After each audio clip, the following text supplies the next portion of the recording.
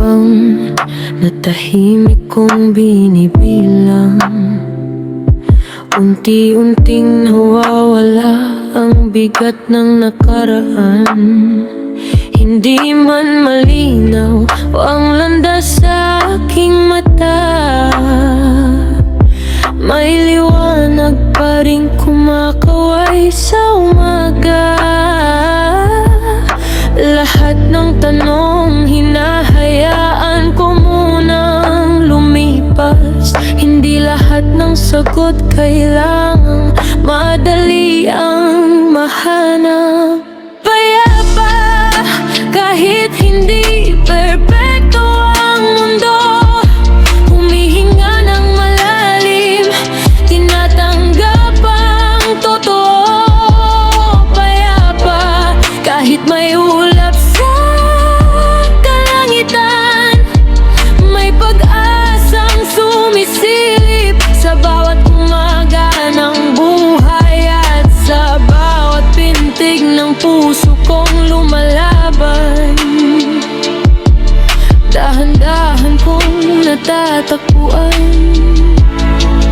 ang kapayapaan.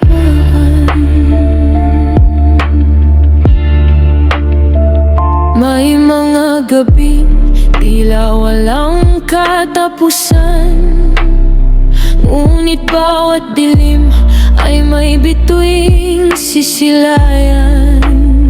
Hindi ako hihinto sa pag-abot ng bukas, dahil alam kong may dahilan ang bawat bukas.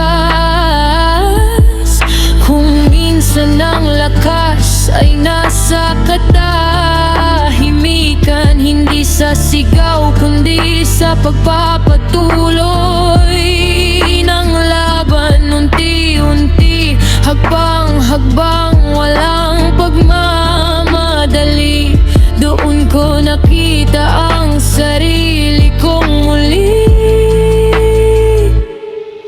Payapa, ito ang pangarap kong tahanan. Hindi man madali, pipiliin ang pagbangon araw-araw. Payapa, dala ang pag-ibig at pag-asa. Ano man ang dumating, hindi na ako mawala. Sa dulo ng lahat ng aking pinagdaanan, natagpuan ko rin ang tunay